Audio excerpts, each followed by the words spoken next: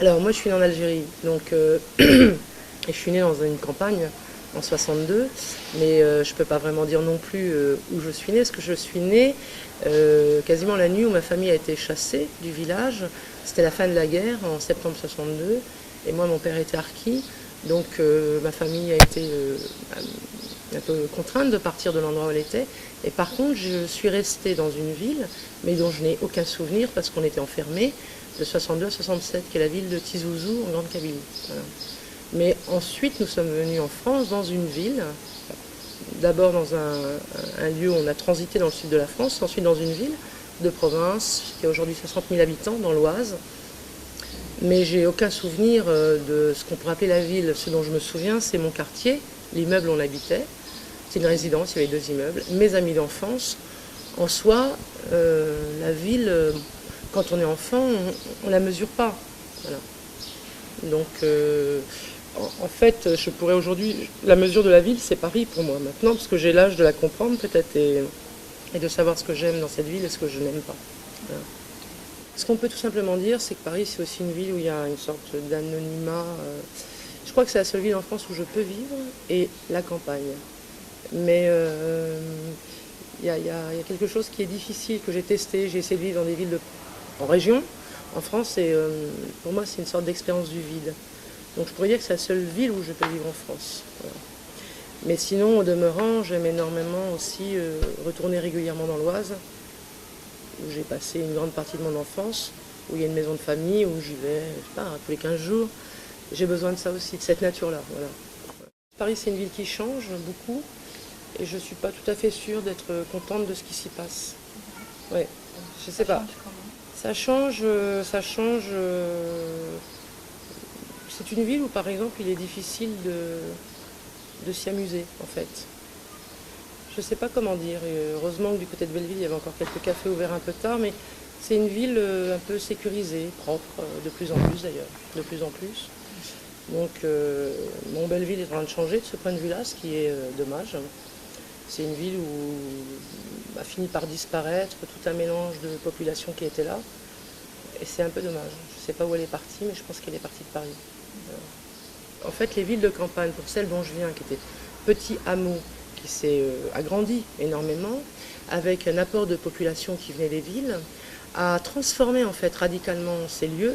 Et c'est souvent des lieux dont on ne parle jamais. C'est-à-dire qu'on parle de la ruralité, on parle de la cité, et ces lieux qui sont presque des lieux majoritaires en France aujourd'hui, sont des lieux qui ont vécu des expériences et des mutations depuis 20 ans, que moi j'ai vues vraiment, dont on ne parle jamais. Et par exemple, si je prenais le cas de la question de l'étranger, par rapport à ces questions de ruralité et cité, je pourrais dire par exemple que je suis une enfant du pays. Je suis arrivée dans ce village en 73 et je me rends compte en fait, avec les nouveaux venus, français d'origine peut-être, il s'avère que les habitants premiers, ceux que j'ai connus moi quand j'étais enfant, me considèrent comme l'enfant du pays par rapport à ceux qui viennent d'arriver.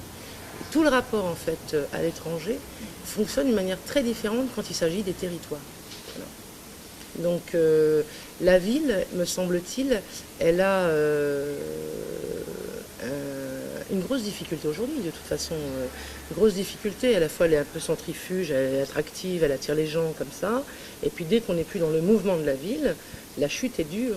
Hein. Ce qui se passe aussi dans ces phénomènes de ruralité qui s'urbanisent, c'est que s'accompagne de cela donc aussi une population, un peu plus de gens, des commerces nouveaux, et aussi des modes de gestion de la localité nouvelles. Parce qu'en fait, les gens qui viennent des villes et s'installent dans ces campagnes ont une implication politique souvent qui est neuve. Par exemple, l'environnement en milieu rural est devenu vraiment un sujet majeur. Alors que dans les campagnes, dans les années 60-70, c'était pas un sujet majeur. Voilà, les choses allaient de soi, on polluait s'il fallait polluer. Aujourd'hui, l'environnement est une chose majeure dans ces endroits-là. Parce que, en fait, ces gens qui ont fait l'effort de quitter la ville pour aller dans les campagnes, c'est pour défendre une certaine qualité de vie. Donc il s'y passe aussi, par exemple sur le plan politique, des choses très intéressantes localement. On le voit régulièrement. Moi je suis très attachée d'ailleurs à ce lieu à cause de ça, parce que c'est un lieu en fait où on peut observer aussi les mutations de la société française de manière différente de ce que les médias tendent à nous vendre à longueur de journée. Voilà.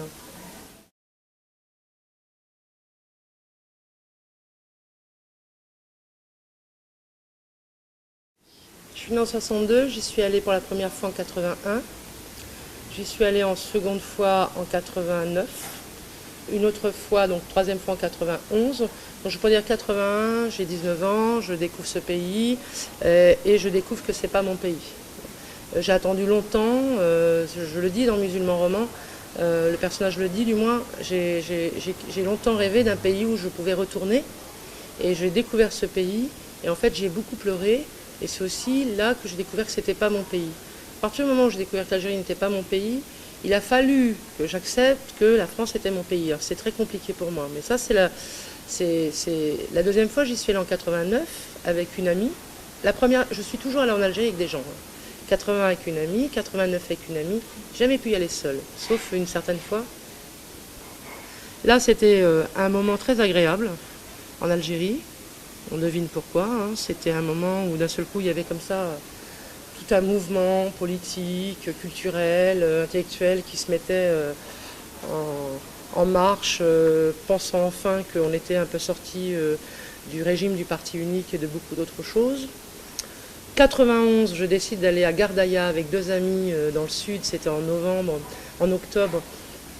Je n'avais pas mesuré ce qu'avait été le Fonds islamique du salut à ce moment-là. J'arrive à l'aéroport, je vois des barbus en djellaba partout. Là, je comprends que Gardaïa, c'est pas pour nous. Donc, je passe une semaine en Kabylie, dans la famille, et on revient. Sur ce, je reviens en France, mon père meurt. Et là, en 92, je décide d'y retourner. Donc là, j'y suis allée seule. J'ai voulu aller voir là où il avait grandi. Voilà. Donc, aller voir sa maison, ses terres, voilà.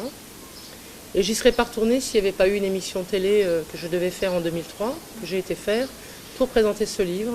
Et donc là, j'y suis allée avec mon éditeur et des gens de télévision. Voilà. Je vais y aller cette année, certainement cet été, à moins que la canicule m'en dissuade, mais je vais y aller. Donc j'ai un rapport à l'Algérie qui est un peu particulier, c'est-à-dire j'ai pas de pathos avec ce pays. Le problème, c'est que beaucoup de gens projettent du pathos. Et donc nécessairement pensent que j'ai du pathos avec ce pays, dont beaucoup d'Algériens vivant ici en Algérie. Et je pense que je suis un problème pour eux parce que j'ai pas de pathos avec ce pays. Aucun pathos avec ce pays. Voilà. En tous les cas, si j'en ai, il est infime par rapport au pathos que porte ce pays. Ce que je veux dire par là, c'est que c'est pas mon pays. Je sais pas comment expliquer ça. C'est pas un lieu où je peux vivre. C'est pas un lieu pour lequel j'ai une affection particulière. C'est un lieu pour lequel j'ai une tendresse infinie pour la raison que je trouve que le peuple y a énormément souffert. C'est un territoire qui m'intéresse sur le plan intellectuel parce que je trouve qu'il est dense et riche d'un point de vue politique, philosophique, historique, et que je ne vais pas faire l'économie du savoir que j'ai sur ce pays. Mais quand je dis que j'ai pas de pathos, ça veut dire par là que je ne suis pas habitée par les multiples dogmes de l'Algérie. L'arabité, l'algérianité, la religion, toutes ces choses qui, je pense, ont été néfastes à la société algérienne. De même que j'ai pas un goût prononcé pour le sujet. Voilà. Bien sûr que Mose a à voir avec l'Algérie, mais il a à voir aussi avec le bannissement. Mais Musulman roman a à voir avec ici. Et voilà. Il me semble par contre que c'est un des plus beaux sujets pour réfléchir la France d'aujourd'hui. Voilà. Mais ça, il va falloir que ça se fasse de manière nouvelle. Et je pense que on n'est pas sorti, en fait, dans ce pays-ci, du conflit algérien. Fondamentalement, on n'en est pas sorti. Et les Français ont beaucoup plus de problèmes pathologiques avec l'Algérie que moi j'en ai. Ne serait-ce que dans le refoulement général qu'il y a eu autour de quelque chose qui s'appelle une guerre qui a tué 10% d'une population, mais en plus d'avoir tué 10% d'une population, a fait partir des milliers d'autres gens, voire des millions d'autres gens de ce pays, et gens qui sont nés dans ce pays. Voilà. Par exemple, il y a une chose qui m'arrive de dire et qui semble incompréhensible, je ne peux reprocher à quiconque d'être né là-bas, À partir de là, je ne peux pas faire de procès au pied noir d'être né en Algérie. Le procès qu'on peut faire, c'est ce qu'on appelle la manière dont la revendication du peuple algérien a été traitée, c'est-à-dire pas du tout traitée. Le droit au respect, le droit à la dignité, le droit de décider de son avenir politique qui lui a été refusé systématiquement par les 10 représentants de ces pieds noirs. J'ai bien dit par les 10 représentants. Donc voilà. Mais on ne peut pas reprocher à quelqu'un d'être né là où il est né. Ça serait ignoble. Comme il n'y a pas très longtemps, une journaliste algérienne me disait voilà, je vis en France depuis 11 ans, mais sache qu'il y a encore 3 ans, je ne t'aurais jamais parlé. Qu'est-ce que vous voulez que je lui dise? J'y suis pour rien, parce que mon père était harki. Et encore, après, il faut revenir sur la figure de ces gens-là, leurs différences, qu'ils étaient. Quand je commence à dire oui, mais cet homme-là n'a pas porté l'uniforme, c'est pas pour justifier des actes ou quoi. C'est que, en fait, l'Algérie aussi s'est construit une histoire de la guerre d'Algérie sur lequel aucun deuil n'a pu être fait parce qu'en fait, il n'y a eu aucun exercice de vérité interne à la société civile algérienne. Hein. Donc ça, Et alors, essayons de comprendre pourquoi cette question de la guerre et donc de l'héritage de cette guerre et de la raison d'être des gens comme moi ici, ça reste pour moi une vraie énigme. C'est quand même une énigme. On leur a beau me donner tous les arguments, ça reste une énigme. Une vraie énigme. La seule chose que je sais, c'est que pendant qu'il y avait la guerre là-bas, ici la guerre n'avait pas lieu. Mais ça reste une vraie énigme. 8 ans de guerre, c'est pas rien, ça reste une énorme énigme. Voilà. Mais je ne dis pas en plus qu'il faut entrer dans un conflit du point de vue de la discussion, mais je trouve que pour penser à ce qui se passe aujourd'hui, ne serait-ce que sur la question de la laïcité, de la violence, des machins, du rapport à l'étranger, tous ces trucs de frontières et tout ça, je suis persuadée par exemple que si demain la France avait un contrat avec ce pays et qu'on laissait tomber la question des visas entre les deux territoires, il n'y aurait plus de conflit. Contrairement à ce qu'on pense, je pense que les Algériens feraient tous un voyage vers la France, feraient un petit séjour de 2-3 mois et repartiraient dans leur pays. Voilà. Et cette idée de maintenir comme ça une sorte de tri sélectif par rapport aux gens qu'on veut voir venir d'Algérie, qui en plus nourrit la clandestinité. Il y a des liens de famille monstrueux entre la France et l'Algérie, énormes, phénoménaux. Moi j'ai la moitié de ma famille en Algérie, qui n'a pas le droit de venir voir ma mère. Parce que, voilà, une tante de 70 ans qui n'a pas le droit à un visa. C'est des cas... Et puis je connais trop bien les Algériens pour connaître l'attachement à leur famille. Donc c'est cette sorte de fausse citadelle. Bon, le plus beau pied de nez que pourraient faire les Algériens, c'est de ne pas y foutre les pieds ici. Mais je trouve ça ridicule. Par exemple, je suis persuadée que s'il y a une politique à risquer, elle est de ce côté-là aujourd'hui. Je suis sûre que si on enlevait cette procédure, on arriverait à désaliéner la relation. J'en suis convaincue. C'est pas un risque à prendre, ce n'est pas un risque, il faut le faire. Parce que justement, cette barrière n'existant plus, il n'y aurait plus besoin de vouloir la franchir. Et c'est une chose que ce pays pourrait tenter. Voilà. Si on me demande si je suis française, j'ai la réponse. Si on me demande qui êtes-vous, j'ai aussi la réponse. Mais je vais d'abord poser la question. Si on me demande, parce que j'ai réfléchi à ça, on m'a posé la question un jour, êtes-vous française? Et j'ai dit, si on peut me garantir que mes neveux et nièces pourront vivre tranquillement dans ce pays demain, je le suis. Voilà. Maintenant, qui je suis, moi je crois de moins en moins à ces histoires d'identité. Ce que je veux dire par là, c'est que je crois de plus en plus aux singularités. Alors ça peut paraître, c'est-à-dire que je suis obligée d'admettre que quiconque vient à moi peut être fabriqué de bouts incroyables. Surtout dans le contexte actuel, et ça va être, on va dire, ça va s'accélérer.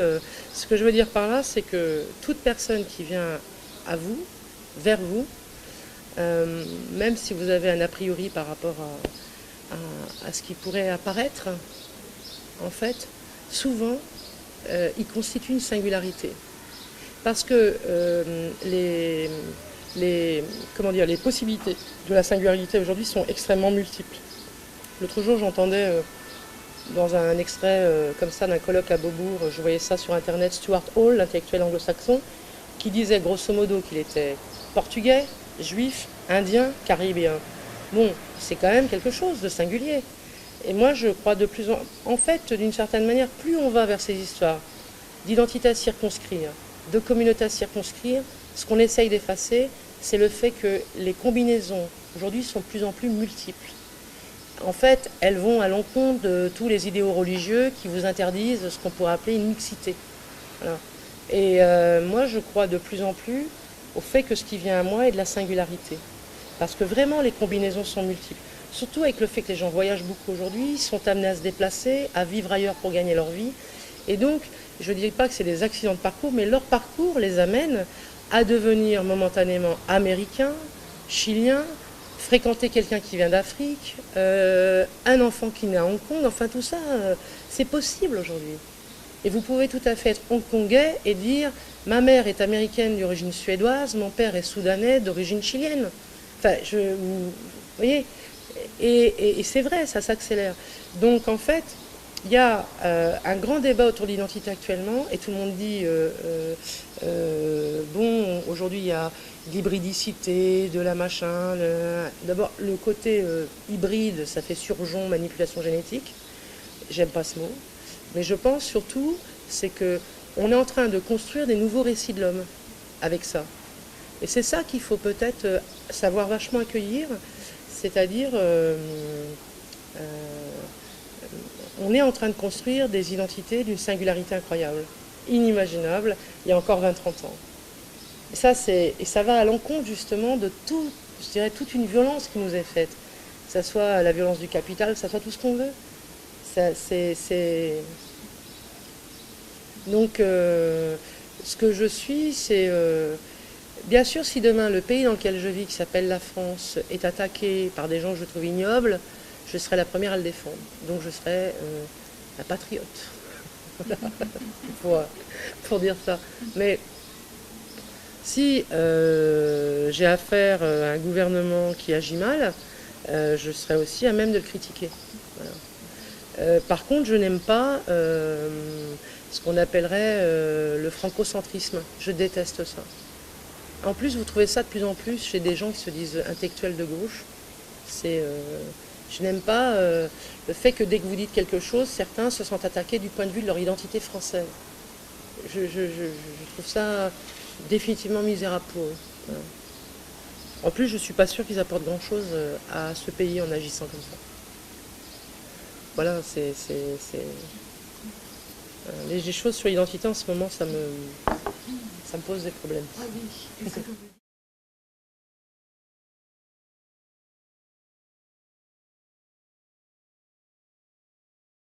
J'ai été amenée à devoir parler dans des lieux où on m'avait invitée. Et discrètement, quelqu'un venait me dire « je suis enfant de Harki ». Bon, c'est une communauté, si on veut, s'il faut l'appeler comme ça, parce que le mot me gêne, parce que justement, c'est tout le problème de ça aussi. Moi, je détesterais l'idée d'être un porte-parole.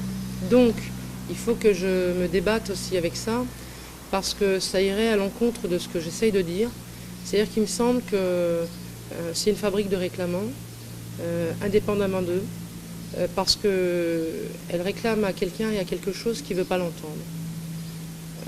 Bien sûr que j'ai eu des témoignages, j'ai eu beaucoup de choses comme ça, mais il y a aussi une chose sans prétention aucune, c'est aussi une communauté qui s'interdit l'intelligence.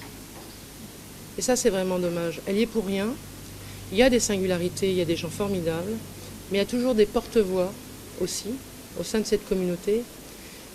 Parfois, longtemps, en tous les cas, il y a eu des porte-voix, des gens qui ont voulu parler à sa place. Ça allait de généraux à la retraite, en passant par d'autres gens, qui vraiment ont tout fait pour que ne soit jamais pensée cette figure-là. Et je trouve qu'il n'y a pas plus infligeant que de s'interdire le droit de penser cette figure-là. Donc, ce que j'appellerais le droit à une certaine intelligence. Elle se l'est interdite, et tant qu'elle continuera à être dans un refus de discussion calme et posée, et toujours dans un conflit, eh ben, on ne peut pas dialoguer. Et moi, j'ai été dans des choses très très bien. Bon, en fait, la question de cette figure du bannissement, elle m'intéressait aussi du côté d'un autre genre d'individu, c'est du côté de la communauté intellectuelle française. Parce qu'il ne faut pas se leurrer, elle est la seule qui peut être un relais. Et elle ignore cette figure-là. Donc d'une certaine manière, c'est vers elle aussi qu'il faut pouvoir aller. Les enfants de Harki, ils en ont marre d'être des enfants de Harki.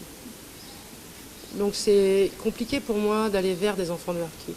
Du coup, on a acheté le livre, on lu, j'ai reçu des lettres, d'une dignité. Enfin, bon, les gens essayent toujours d'être à la hauteur du sentiment qu'ils ont eu, c'est très beau. Mais le vrai problème, il n'est pas de leur côté.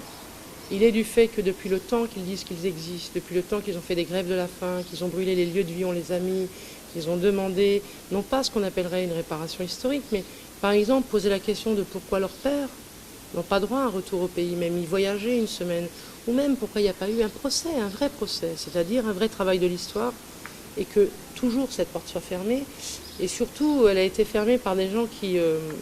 ça pose un gros problème, la manière dont la gauche, en France, a définitivement occulté ce problème, considérant que ces gens étaient du côté de la collaboration et donc du côté de la droite. Ce qui est un scandale. Beaucoup plus scandaleux pour nous, issus de ces familles et confondus nécessairement avec une génération qui est la nôtre, qu'on a appelée la seconde génération. Et qui est... On est semblables. En tous les cas, dans les projections, on était semblables. Hein. On était des Arabes issus de l'immigration. Et on avait affaire à une gauche qui était animée d'un certain intérêt pour les enfants issus de l'immigration, et nous qui étions semblables à eux, nous étions d'une certaine manière en retrait par rapport au fait qu'il n'était pas question de voir aussi que nous n'étions pas responsables de cela, mais surtout un certain nombre de propos ont été tenus par des gens de gauche qui étaient scandaleux, et vouloir maintenir à tout prix la communauté harkie du côté de la droite, et du côté, voire même parfois de l'extrême droite, c'est le procès qu'on lui a fait, je trouve que la gauche a une forte responsabilité de ce point de vue-là. Je dis ça parce que, bien évidemment, j'ai sur un plan strictement intellectuel une appartenance. Je dirais pas à un parti politique, mais je me sens, en France, on dirait, bon, oui, de gauche, si on veut. Et je n'aime pas la manière dont la gauche française, encore aujourd'hui, a traité de ce problème. Elle a fait des choses. Très discrètement, hein, sur l'indemnisation des harkis, des choses comme ça, elle a fait des choses. Seulement, si vous prenez les militants un par un, c'était assez moche la manière dont ils réagissaient à ça. Bon, aussi parce qu'une certaine gauche, voire extrême gauche, est restée très très liée à ce qu'on appelle le mouvement d'indépendance algérien, une proximité avec le Parti communiste algérien, des choses comme ça, donc voilà.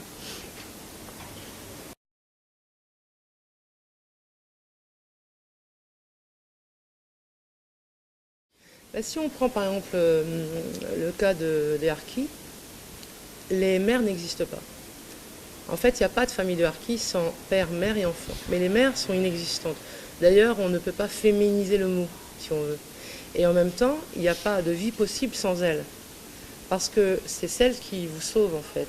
Parce que si quelqu'un est coupable, c'est nécessairement le père. Mais la mère ne peut pas être coupable. Donc elle est celle qui vous permet finalement d'endosser qu'à demi la culpabilité. Et musulman roman, c'est un mot masculin. De toute façon, on voit très bien en plus qu'avec la manière dont on nous montre aujourd'hui le musulman, c'est la femme musulmane n'existe pas. Puisque de toute façon, c'est ce qu'on dit. Chez les musulmans, la femme n'existe pas.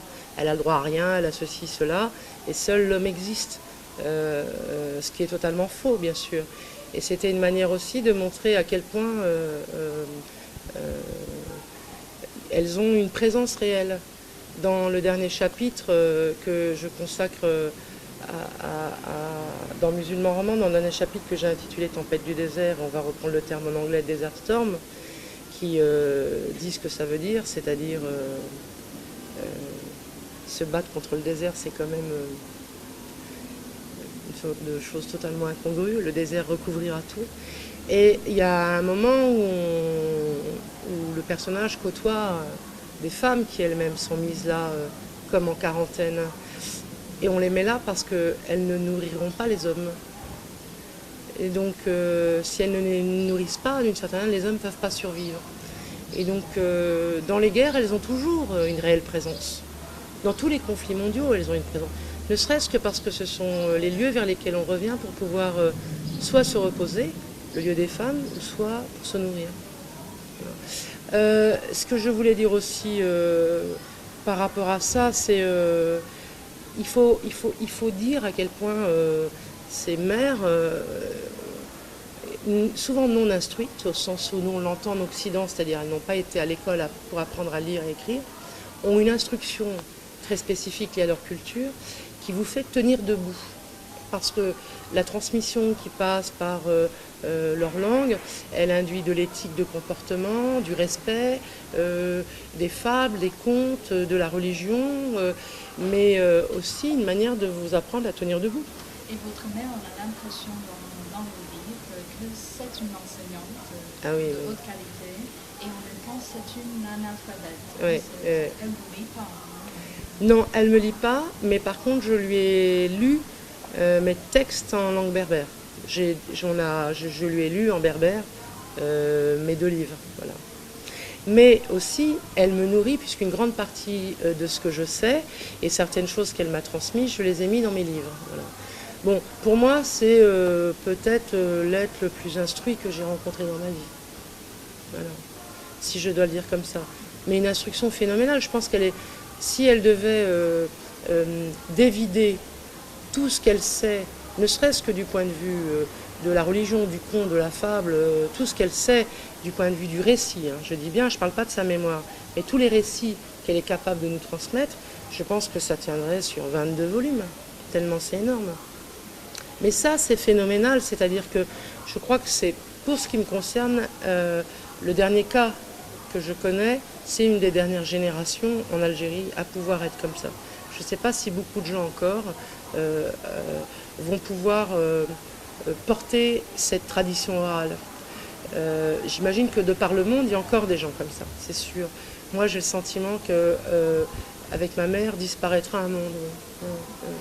Mais vous ne pouvez pas imaginer, je veux dire, c'est énorme, énorme, énorme, énorme. Par exemple, on a le sentiment qu'elle connaît Dante. Parce que quand elle vous raconte les cercles et l'enfer, vous avez le sentiment qu'elle a lu Dante et dans le même temps, c'est quelque chose qui vous dit, du coup, que Dante, ça vient aussi de quelque chose qui était là bien avant lui. Voyez-vous, il n'a pas inventé en soi l'enfer et les récits de l'enfer. Et donc, par exemple, sur les religions, les récits et tout ça, moi j'ai connu que tolérance et respect et souci poétique. C'est quelqu'un qui m'a fait comprendre. Et puis alors, mais quand je dis tolérance, ça va très très loin. C'est prendre tous les hommes tels qu'ils sont, dans leur diversité, leur variété, jamais un mot plus haut que l'autre, pas de violence. Et puis surtout, je crois, un immense respect pour la nature. Après, je pense que femmes arabes ou pas arabes, je pense que c'est un peu la même difficulté. À mon avis, c'est un peu la même difficulté. Si ce n'est que, oui, c'est un peu la même difficulté parce que de toute façon,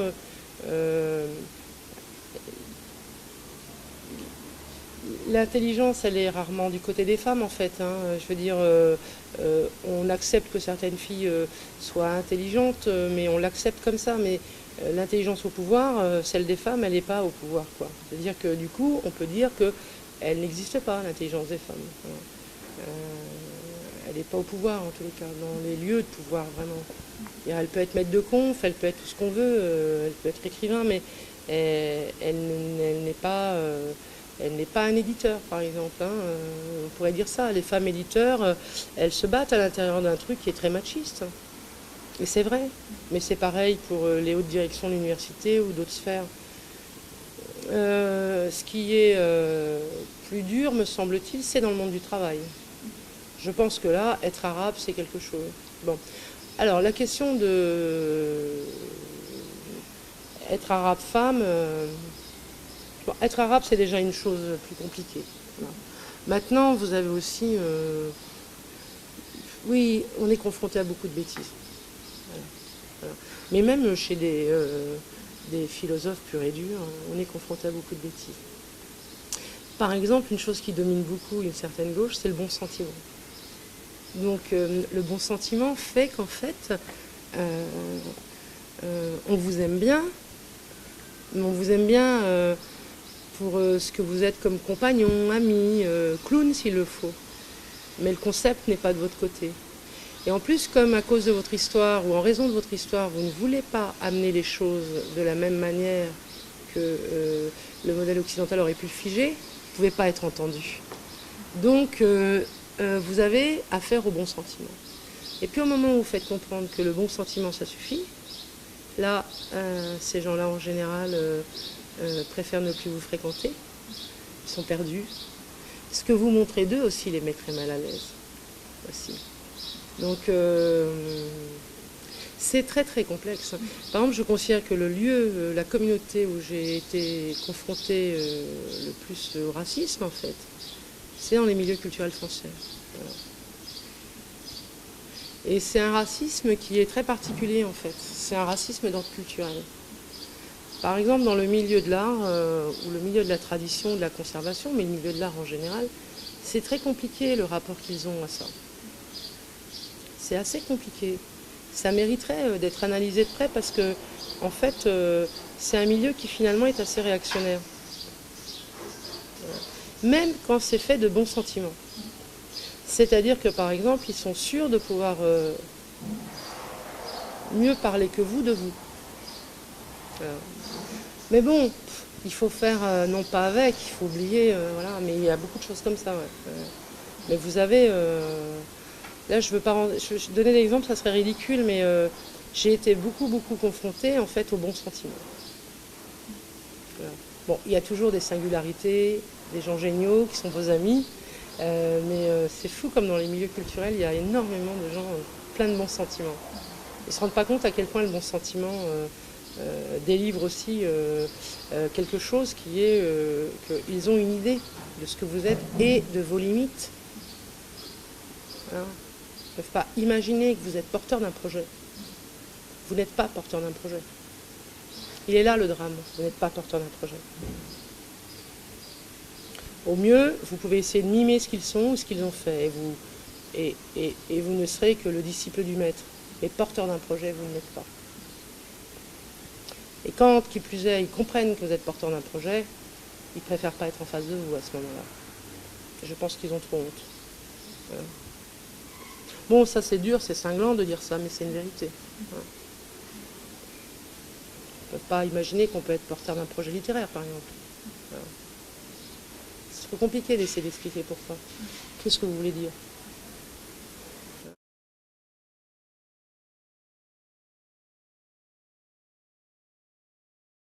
En fait, je ne sais pas comment l'expliquer. Je suis très attachée au chant grec. Voilà. À l'idée d'avant le Dieu unique. C'est quelque chose qui m'habite profondément. C'est-à-dire qu'il y aurait autour de moi quelque chose qui serait là de toute éternité et qui serait qui a à voir avec aussi l'étonnement d'être là. L'étonnement d'être là, étonnement qui du coup pour moi n'a pas à nécessiter une explication au-delà d'être étonné, même si j'accepte toutes les origines, c'est pas le problème. Et ce que j'aime dans le chant grec, c'était aussi le fait que c'est un chant qui est mort. Et moi, je suis suspendue à cette mort-là. J'aime beaucoup un texte de Jean-Christophe Bailly qui s'appelle Adieu, essai sur la mort des dieux. Et à la fin, il y a un très beau texte sur la mort du dieu Pan, l'annonce de la mort du dieu Pan. Et Pan, on pouvait dire que c'était le dieu des histoires, le dieu des récits. Et moi, je suis en fait suspendue entre la mort de ça, quelque chose qui est là, présent et devant moi, et un refus en fait chez moi de lâcher ça. Le chant, c'est aussi, il me semble, la communauté des hommes. C'est très beau le chant. Imaginons ça, nous tous chantants. Mais c'est très beau le chant. C'est quelque chose... et j'aime bien l'idée qu'il y ait, par exemple, dans les textes, j'y parviens parfois comme de la voix. Voilà. Ça dit pas, mais c'est là. Voilà. Mais aussi parce que j'ai un profond attachement à la vibration. Voilà. J'aime énormément... Alors, les musiciens vont vous parler du vibrato, moi j'ai l'idée de la vibration. Voilà, comme ça. En vous, ça vibre. Et c'est ça aussi. On peut être très calme, très posé, parce que justement, on veut toujours garder en soi ça. Je n'aime pas la stérilité. Je ne sais pas comment les gens peuvent vivre dans une stérilité pure. Ne pas être habité par l'émerveillement. Même si le monde, il est ce qu'il est, c'est aussi... Ceux qui s'acharnent à le rendre ce qu'il est, c'est vraiment parce qu'ils ne sont habités que par de la stérilité pure.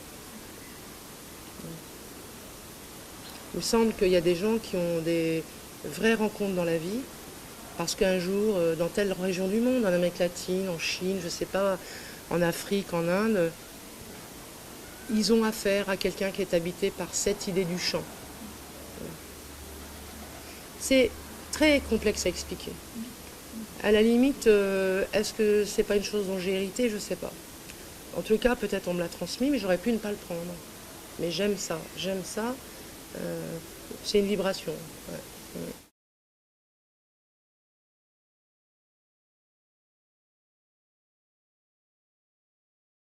Bon, moi, le seul transport que j'aime, c'est le train. J'adore le train. J'adore ça. Ça me dérange jamais. En plus, je trouve ça... Pas n'importe quel train, hein, un train confortable qui vous emmène très vite, très loin. Bon, le vélo, c'est très récent, ça remonte à l'année dernière. C'est mon compagnon qui m'a offert un vélo, parce que lui circule en vélo depuis, je sais pas, combien d'années dans Paris. Voilà. Alors, ce que ça fait que vous êtes beaucoup plus mobile en vélo dans la ville, beaucoup plus mobile. Et puis, vous avez le sentiment de revivre un peu. C'est-à-dire qu'en fait, vous faites du sport. Vous faites du sport, en fait. Mais vous êtes beaucoup plus mobile. Et je sais pas, d'un seul coup, votre rapport aux gens est différent. Parce que ça va très vite. Vous dites, oui, je passe là, je m'arrête là, je fais mes cours, je mets ça dans mon panier, on se rejoint à tel endroit. Et en fait, les circuits, si vous voulez, qui existent par le métro, le bus, que vous pensez être, bon voilà, les seuls, avec le vélo, deviennent totalement différents. Voilà, totalement. Mais non, ce qui se passe fondamentalement, ce que vous appelez les voyages, c'est surtout, c'est moins le mouvement physique. Aussi, quand j'ai été en Nouvelle-Zélande, j'ai fait 25 heures d'avion. Là, vous avez le temps de penser pendant des heures que vous êtes au-dessus de la Terre. Ça, c'est... Donc quand même, vous avez cette sensation-là. Vous vous dites, je suis au-dessus, parce que ça dure des heures. Quoi. Vous faites ça à 12 heures, ensuite 13 heures. Bon. Et je me souviens d'un court passage à Hong Kong qui m'avait beaucoup marqué. Mais là, récemment, je suis partie aux États-Unis, à New York, pour le World Voice, justement.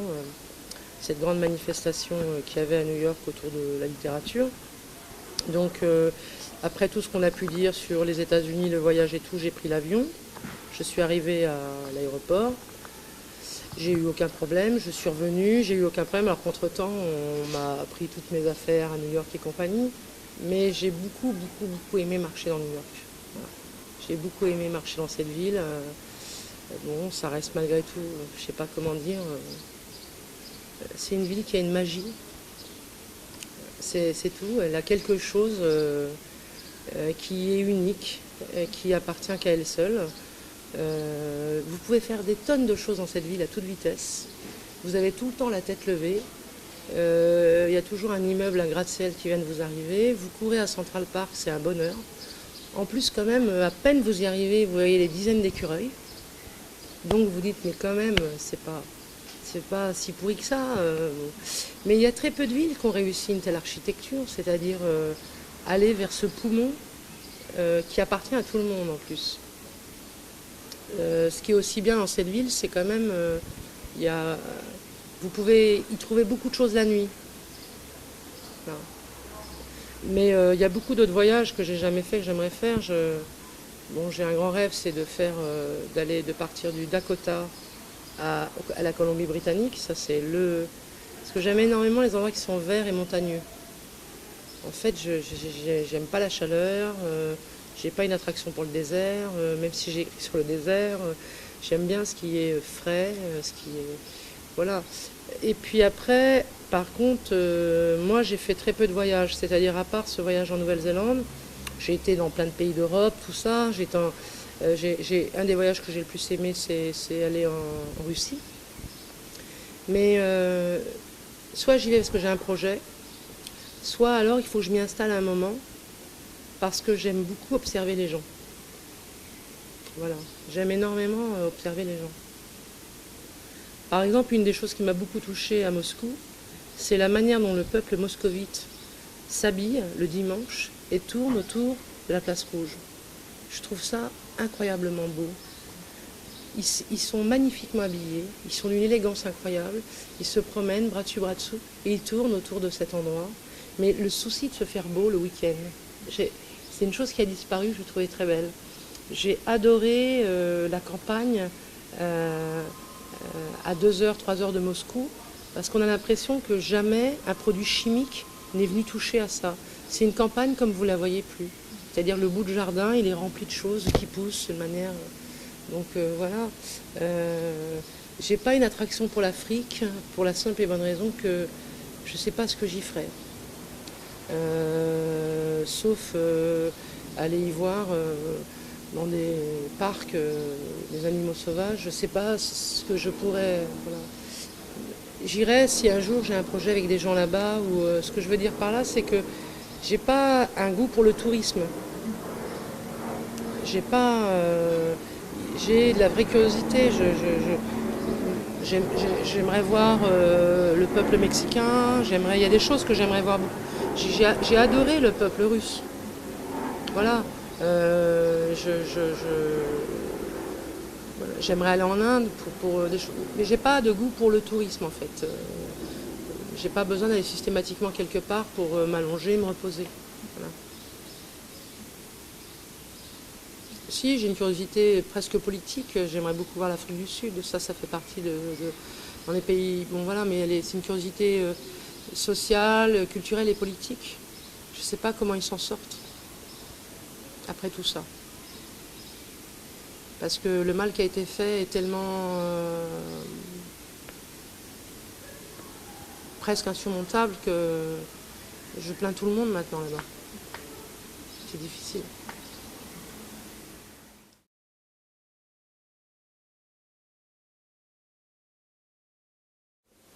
Bon, moi j'aime bien procéder par montage. Donc en fait je travaille des blocs. J'aime bien aussi ne pas savoir où je vais. Donc je traite de blocs sur telle ou telle chose. Et à un moment donné, je vais monter ces blocs. Mais je ne suis pas quelqu'un qui pense, voilà, je vais écrire l'histoire de quelqu'un, c'est ça, puis à la fin c'est ça. Je suis incapable de ça. Je travaille des blocs. Alors, les blocs, c'est le pardon. Les blocs, c'est la sépulture. Le bloc, ça peut être le petit pousset. Je travaille des blocs. Et ces blocs, ensuite, je les agence avec d'autres et je les retransforme. C'est comme ça que je travaille. Parce que j'ai compris maintenant que mes intérêts, tous mes intérêts divers et variés, faisaient un tout. Mon goût pour l'histoire, mon goût pour la religion, mon goût pour l'art, mon goût pour la littérature est un tout. C'est-à-dire que je ne fais pas une distinction. Mes intérêts se rejoignent dans un tout. Donc je peux tout à fait être tentée de faire un blog sur un objet d'art et puis mettre à côté de ça un blog sur un morceau de religion et faire qu'à un moment donné, je comprenne qu'il y a un récit qui s'anime à partir des deux. Voilà. Après, la question du temps et de la... Ça, c'est très long à expliquer. C'est très long à expliquer. Il y a des moments où vous lâchez pas, parce que vous aimez beaucoup ça, et puis il y a des phases où vous lisez beaucoup. Par contre, il y a un exercice que je fais tout le temps, c'est que je tiens des carnets depuis longtemps maintenant, selon le même mode, même format, même encre, et que ça, c'est ce que je fais de manière hebdomadaire, voilà, où j'ai besoin de tenir une sorte de journal, qui n'est pas un journal intime du tout, mais qui est en fait le lieu de tous les déchets. Alors, on dit l'écrivain, il faut qu'il souffre pour écrire. Moi, c'est un truc, je crois que ça participe. On met ça du côté du mythe, si on veut. Mais moi, il s'avère que Mose a été écrit aussi dans une dépression. C'est-à-dire que déterrer ça, ça ne se fait pas sans risque. Mais, comment dire cela ? Il était plus important pour moi de le faire que je n'avais pas à choisir entre le risque que je prenais ou le faire. Hein. Ce que je veux dire, c'est qu'on n'écrit pas sans risque. Voilà. C'est un risque avec soi-même. Parce que c'est comme quand c'est effroyable de déterrer. Déterrer, c'est... de toute façon, il me semble que, pareil pour Musulman Roman qui convoque Abu Ghraib sans le convoquer, je ne vois pas quel est l'être humain qui est resté indifférent à ça. C'est d'une très grande violence qui nous est faite. Bon, moi, je suis quelqu'un qui suis assez physiquement abîmé, ouais. Mais de toute façon, c'est le risque à prendre. Je ne suis pas quelqu'un qui a des addictions au sens de l'alcool ou des choses comme ça. Je suis, peut-être je fume beaucoup de cigarettes, c'est sûr, mais je peux peut-être arrêter, m'est arrivé d'arrêter, donc c'est pas... Mais je vois pas comment on peut écrire sans être investi physiquement. Voilà, physiquement. Je sais pas comment dire... à la limite, si j'écrivais pas, peut-être je ferais de grosses bêtises. Hein. Je ne sais pas si j'irais poser des bombes, parce que ça n'a pas de sens, je ne pense pas que ça soit utile. Mais il a fallu que j'ai négocié entre un état, difficulté d'être et l'écriture, l'indignité. Voilà. L'indignité, c'est quelque chose qui participe du fait que vous voulez écrire. Et puis aussi, écrire, ça vous permet finalement de trouver aussi de la sérénité. Voilà. Mais pour moi, c'est un engagement avec le corps quand même, oui. Je pense. En tous les cas, avec la respiration, ça c'est sûr. La musicalité du texte, c'est un... En fait, j'aime bien que c'est à voir avec le souffle et le corps. Voilà, c'est comme ça. Et c'est des livres que avant de lâcher le manuscrit, je les vis du point de vue aussi d'une tension rythmique qui peut aller jusqu'à un moment donné un peu la suffocation et je relâche. J'aime, voilà. C'est plus important pour moi de penser la lecture et le texte de cette manière-là, ça va de pair, hein, parce que dans le même temps qu'on écrit, on lit. Il faut quand même ne pas l'oublier. Que, par exemple, de me soucier de la manière dont je vais décrire les fleurs roses dans un pot de fleurs. Parce que ça n'induit pas un exercice de lecture. C'est-à-dire qu'il faut en même temps penser la lecture de cet exercice-là. Alors il y a ça, et puis il y a aussi le fait, me semble-t-il, que moi j'aime l'idée aussi qu'on est comme pris dans une scène. C'est une scène, comme pourrait être une scène de théâtre. C'est au lecteur, en fait, de pouvoir s'imaginer l'environnement dans lequel les sujets des textes sont. Parce qu'il me semble que plus on est économe de ce côté-là, plus on donne au texte une interprétation plus dense. Il y a aussi à voir aussi l'idée qu'on pourrait tenter un texte littéraire qui soit indéterminé, c'est-à-dire qu'il puisse être prose, poésie, théâtre, essai, littérature. Et en fait, c'est possible. Parce que on peut à la fois faire des livres de littérature qui sont des objets de pensée, des vrais objets de pensée, mais qui en fait sont formellement pris que dans de la prose. Et donc je trouve de plus en plus difficile de devoir écrire sous le titre d'un livre, roman, théâtre, parce que par exemple théâtre, Mauss c'est tout à fait du théâtre, ce n'est que ça, si on veut. Seulement il n'y a pas de didascalie, il n'y a pas de elle est rentrée par la porte, elle est bon. Et ça, c'est aux gens qui s'occupent de la scène de savoir en fait mettre sur scène un texte pareil. C'est pas mon travail. Moi, c'est du texte brut par rapport à une chose. Mais c'est vrai que la manière dont les gens sortent ou rentrent de scène, y a des gens qui vous font ça dans les livres. Ils vous les font sortir et entrer. Bon, ça m'intéresse pas. Ça reprend cette idée aussi que moi, je pense qu'à partir de l'idée tragique, on a une variété infinie de textes à venir. C'est-à-dire que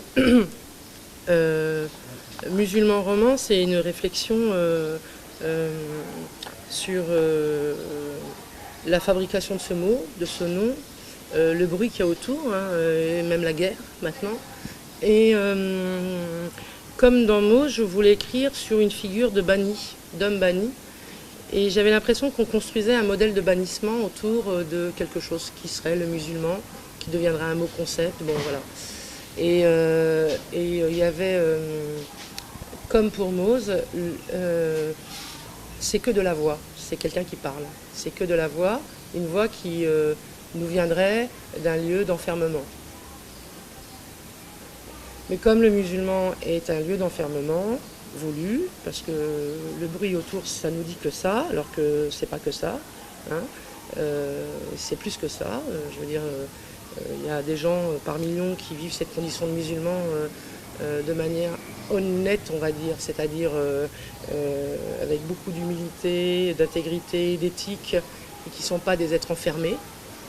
Et puis, il y avait aussi travailler sur le personnage est enfermé, mais c'est aussi parce que l'enfermement est une métaphore du monde actuel. En fait, Mauss, c'est la contraction du prénom de mon père et du mien.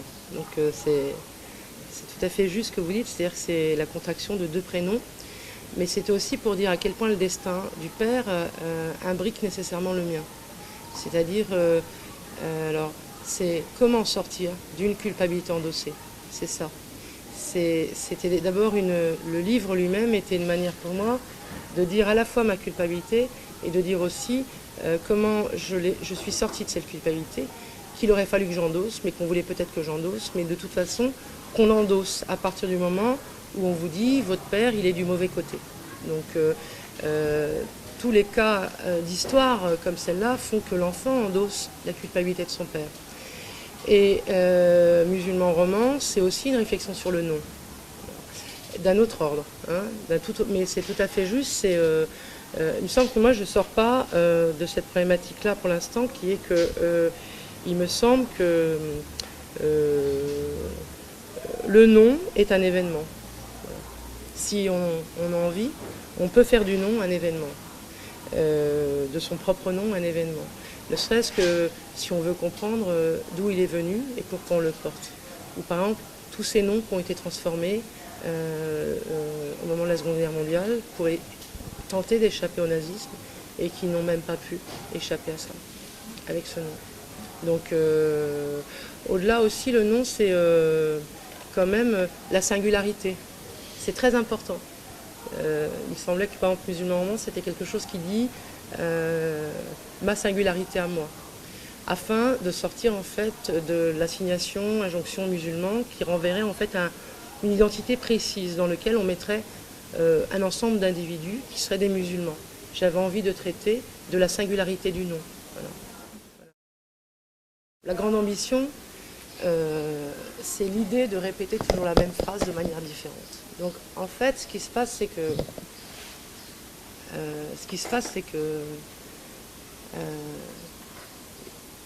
quand j'écris ce type de phrases, ce sont des phrases très denses et qui ont un contenu à la fois poétique et philosophique. Il y a, pour Mauss, par exemple, il y avait l'idée de faire comme un tableau. C'est-à-dire que je voulais que le lecteur c'est pas conscient tout à fait, hein, c'est pas par rapport au lecteur seulement. Et vous savez, quand vous voyez un tableau, en l'espace de quelques secondes, vous le saisissez. J'aime l'idée qu'une phrase et donc un texte puisse fonctionner par la lecture de la même manière que, le spectateur devant le tableau.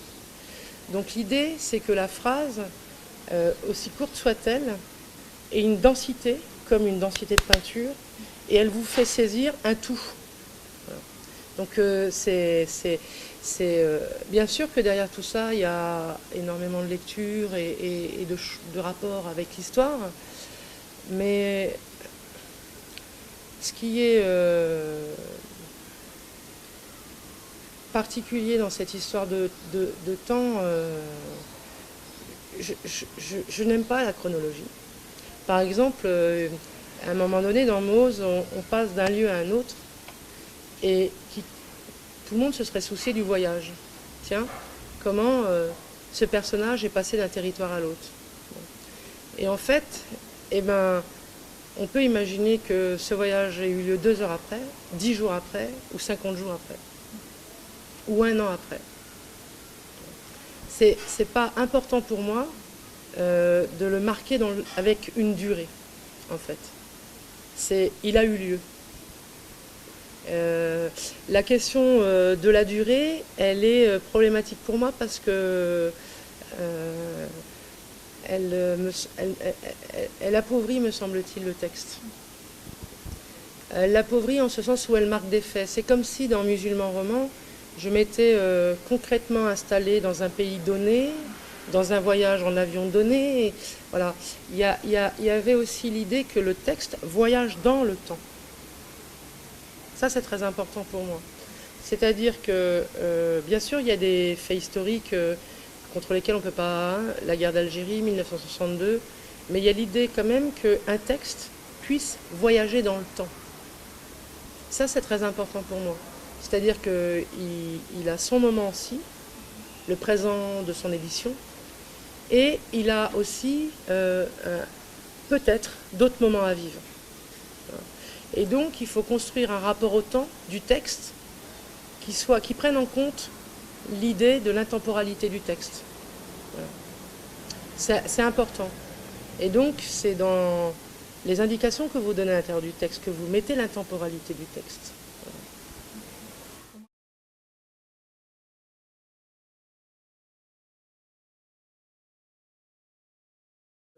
Moi, j'écris d'ici sur ici. Et je m'appelle Zahia Rahmani, je suis née en Algérie. Mais peut-être même si je n'étais pas née en Algérie, mais ça a joué certainement dans le fait qu'on m'ait présentée comme née en Algérie. Et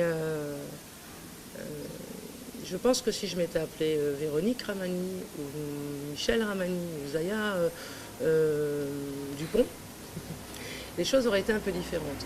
Il est vrai, encore aujourd'hui, que je suis un auteur algérien.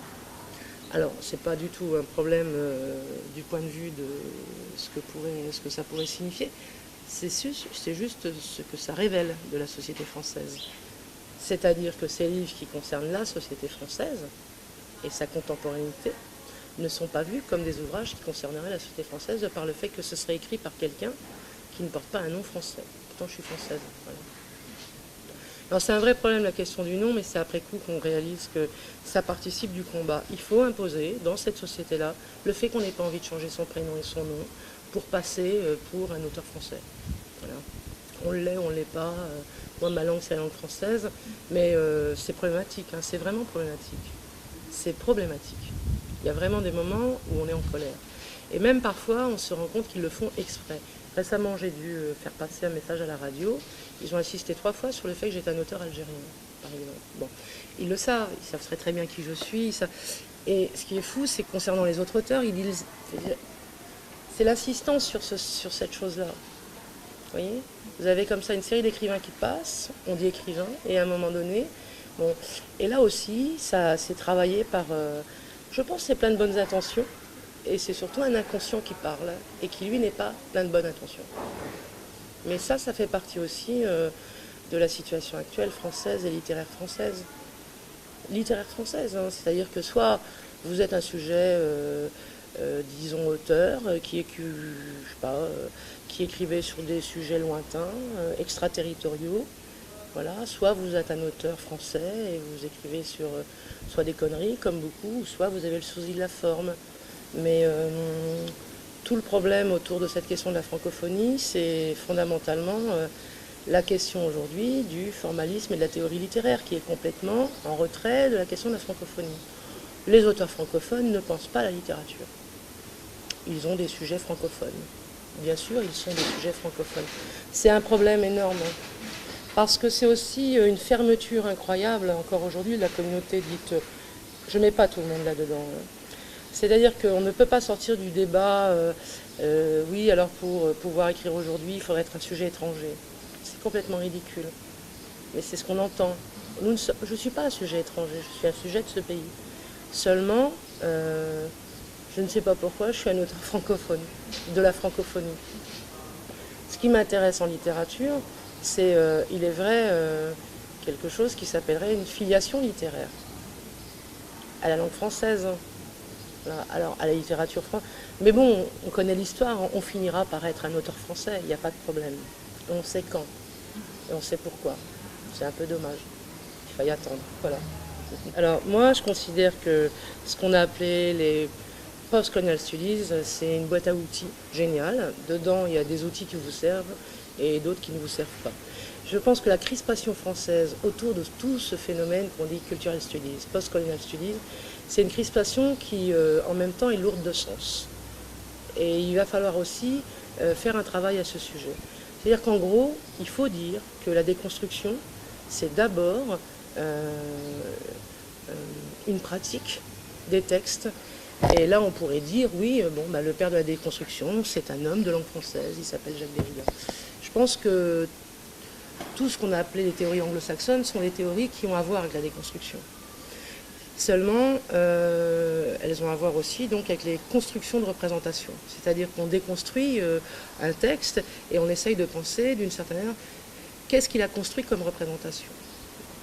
Le colonialisme français, bien évidemment, et l'histoire française est nourrie en fait de construction, de représentation qu'il faut déconstruire.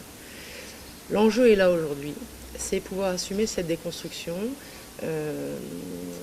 je dirais en toute, comment on pourrait dire, courageusement, bien sûr, mais je pense aussi d'une certaine manière dénué de toute culpabilité, parce qu'il s'avère qu'en fait le fait qu'on ne l'assume pas en France, c'est bien parce qu'il me semble qu'il y a encore de la culpabilité.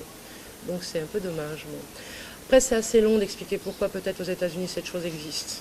Parce que l'université américaine est l'université américaine, l'université française étant l'université française, le type d'individus qui ont exercé cette réflexion aux États-Unis, on n'a pas ce type de profil en France. Les raisons, elles peuvent s'expliquer. Moi, je suis amenée, en fait, sans le vouloir, à prendre la défense des post-colonial studies, nécessairement, parce qu'elles m'ont beaucoup nourrie. Et puis aussi parce qu'il me semble qu'elles ont permis aussi d'entendre quelque chose de très intéressant, c'est-à-dire que la littérature est devenue aussi objet d'histoire et aussi c'est aussi grâce à ces études qu'on a pu faire aussi avec la littérature un travail du côté de la vérité. C'est-à-dire qu'on s'est rendu compte que l'œuvre d'art, elle avait... C'est très intéressant, je pense, que tout le débat en France sur est-ce qu'il faut une littérature de type romanesque qui raconte des histoires, et puis cette fameuse littérature dont on dit la littérature du jeu. Alors tout de suite on vous dit oui, l'autofiction n'en peut plus, ces gens qui nous parlent que de leur père, de leur mère, mais c'est pas ça la littérature du jeu.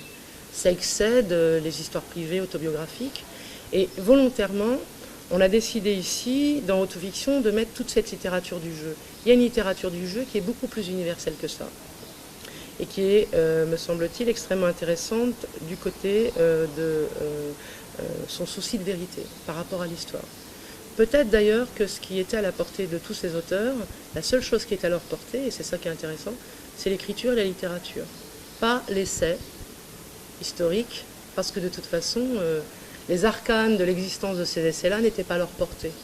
Donc quand même, il faut dire ça. Il faut dire que les post-colonial studies ont regardé le texte littéraire sous un angle qui n'était pas strictement du côté de la théorie critique traditionnelle. Voilà. Voilà, c'est ce qui m'a intéressé, ce qui m'intéresse là-dedans.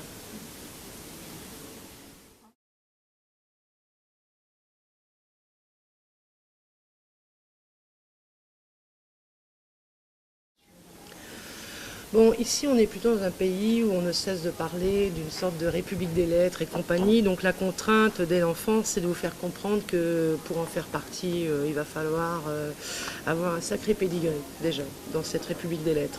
La deuxième chose, c'est que vous héritez, en gros, d'une littérature où dominerait le souci de la belle phrase. Bon. Mais bien évidemment, là où c'est tronqué, c'est qu'on vous fait comprendre que la belle phrase, c'est le vocabulaire, c'est sa variété, c'est tout ça. Et dans le même temps, c'est aussi le pays qui a vu naître quelqu'un qui venait d'un territoire lointain, qui s'appelle Marguerite Duras, pour ne citer qu'elle, ou qui a vu aussi s'exercer dans sa propre langue un auteur qui venait d'un autre territoire, qui s'appelle Samuel Beckett.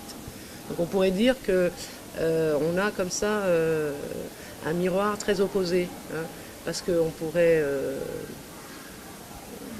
vraiment mettre Beckett et Duras du côté de la non-phrase. Hein. D'accord ? Donc, ce qu'il faut arriver à surmonter, mais c'est presque du côté du psychologisme, c'est ce qu'il faut arriver à surmonter, c'est le fait que vous vous autorisez en fait à venir comme une sorte de boule dans un jeu de quilles dans cette République des lettres, qui de toute façon ne vous considère pas comme un auteur de la maison. Donc c'est pas un problème, à partir du moment où vous avez compris ça. Alors après, il y a ce que vous lisez. C'est-à-dire que c'est pas parce que vous écrivez dans la langue française que les auteurs qui vous influencent sont des auteurs français. Moi, j'ai une formation un peu particulière ou accidentelle. Les premiers auteurs que j'ai lus sont des auteurs américains. Donc, la raison est simple, je crois. C'est que quand j'ai commencé à ouvrir des livres, qui étaient des livres en fait que j'ai repris plus tard, mais c'était surtout des livres de littérature française du 19e, jeune, je ne trouvais rien à l'intérieur de ça qui me parlait. Alors, est-ce en raison de mes origines? Je ne sais pas, ça ne me parlait pas. Ça ne me parlait pas du tout. Quand j'ouvrais un livre, soit Steinbeck, soit Caldwell, même surtout Caldwell jeune, Tennessee Williams et Faulkner que j'ai lu et relu, là, j'avais le sentiment que les personnages, les sujets, les figures qui étaient là étaient mes semblables. Que ça soit le petit blanc ou la figure de l'homme noir, auquel je m'identifiais d'une certaine manière dans mon territoire français. En plus, ce qui est particulier dans cette littérature américaine, c'est aussi la forte présence du dialogue. Aussi, une chose qui était très présente chez ces auteurs-là, l'absence de description. Il y a très peu de description.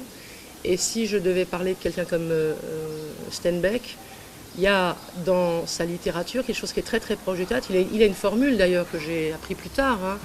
Il n'aimait pas le gras, il aimait dégraisser le texte. Et moi, il est vrai que... Bon, ça c'est un peu la formation initiale.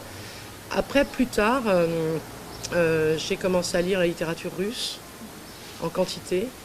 Là, ce qui m'a beaucoup intéressé, c'est le rapport à l'histoire et le type de sujet et d'homme singulier. Aussi le rapport à la folie, que j'aime énormément dans la littérature russe, qui est constamment présent. Quelque chose qui est de l'ordre de l'aliénation, que j'aime énormément. Donc voilà. Ensuite, c'est très très long en fait à poser un travail d'écriture. Il m'a fallu beaucoup de temps parce que j'ai été très en conflit entre ce que j'appellerais pensée magique, pensée du mythe et philosophie.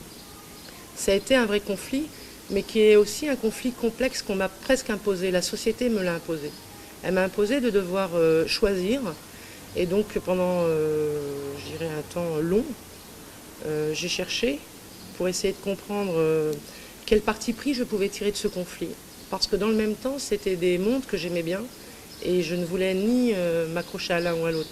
Et c'est très très long de pouvoir en fait finalement faire confiance à la philosophie quant à la possibilité que la philosophie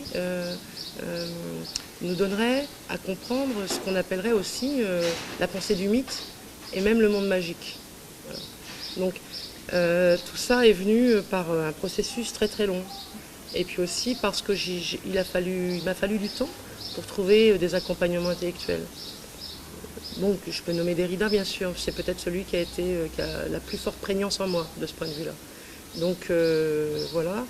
Et par rapport aussi à l'idée simple de ce qui est essentiel dans la notion de pensée magique, c'est que cette pensée-là, elle était véhiculée par ma langue maternelle, la langue de ma mère, la langue berbère, d'une certaine manière, et aussi tout ce qui va avec, c'est-à-dire l'idée de pouvoir croire que la nature, c'est du vivant, mais alors au-delà du vivant, sa capacité à nous côtoyer, bien sûr.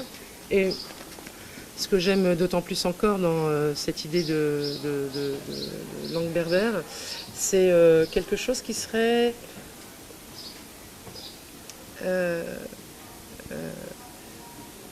une prise en compte du rationnel, des sciences, de la philosophie, et dans le même temps qu'elle le prend en compte, le dépasse et dit même si tout cela est là, autre chose est au-delà de ça, qui peut faire qu'on peut, quoi qu'on sache de la nature, des sciences de la vie, rien ne nous empêche de pouvoir malgré tout appréhender poétiquement ces objets-là et penser que quand on est adossé à un arbre, cet arbre puisse le percevoir, quoi. Voilà. Donc il a fallu beaucoup de temps pour en fait faire avec tous ces apports-là sans en lâcher un. Et le rapport à la langue dans le même temps, pour les contemporains, par exemple, il vient, c'est simple de dire ça, mais il vient d'une influence énorme qui est celle de Coetzee, par exemple. Il y a deux auteurs que j'aime beaucoup, c'est Naipaul et Coetzee. En fait, je me rends compte, je lis peu de littérature d'auteurs français. J'aime bien Goldsmith, j'aime bien Pierre Michon, j'aime bien Volodine, j'aime bien une femme qui est une amie, Tiffaine Samoyau, mais parce que je trouve que c'est vraiment des gens qui ont une très grande qualité littéraire dans leur travail. Les auteurs avec lesquels j'ai une très grande affinité intellectuelle et une idée de la littérature, ce serait plutôt ces deux auteurs-là que j'aime énormément. J'en lis beaucoup d'autres, mais je trouve que le projet de Coetzee est une réussite sur le plan stylistique. Parce que la question du sujet et de la forme est totalement... J'aimerais dire aussi, parce que c'est un débat en France, et je vais reprendre une phrase de cette auteure femme que j'aime énormément, israélienne, qui s'appelle Holly Castelbloom. Elle disait un jour, j'aimerais bien, moi, consacrer ma vie à des jeux formels, mais je peux pas. Je ne peux pas me consacrer qu'à cela. Ce que je veux dire par là, c'est qu'on ne peut pas faire abstraction totalement de soi. Et puis, penser, d'une certaine manière, aller vers cette injonction qui voudrait que la littérature ne vienne pas parce qu'il y a un peu, ne vienne pas nous parler du monde, parce qu'il y a un peu une ambiance un peu comme ça en ce moment. Il y a peu de temps, j'entendais à la radio quelqu'un qui disait les auteurs français ne s'intéressent pas au monde, mais quand on entend une chose pareille venant d'un auteur français, on se dit mais qu'est-ce qu'il lit aussi comme littérature française, hein? Ou alors vous avez actuellement des essais en quantité sur la littérature française. Vous avez soit le livre de Millet, Harcèlement littéraire, où on vous explique l'auteur français est mort, la langue française est morte, l'idéal français est mort, l'enracinement français est mort, et vous n'en pouvez plus parce que ces gens vous disent voilà ce que c'est qu'un français.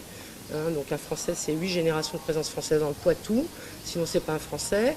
Ou alors vous avez l'inverse, on vous dit voilà, les auteurs français n'ont plus souci de l'universel. Seulement, heureusement, on est aussi en droit de dire, nous les auteurs, mais de quel droit pensez-vous qu'à vous tout seul, vous êtes capable de dire ce qu'est cette littérature de langue française produite par nous? Ils la lisent pas, c'est tout. Mais d'autres gens la lisent, heureusement, heureusement, à l'étranger d'ailleurs, parce que ce qui est très très bien avec cette histoire de langue aujourd'hui, c'est que ceux qui nous lisent ne sont pas nécessairement des gens qui résident ici. Voilà.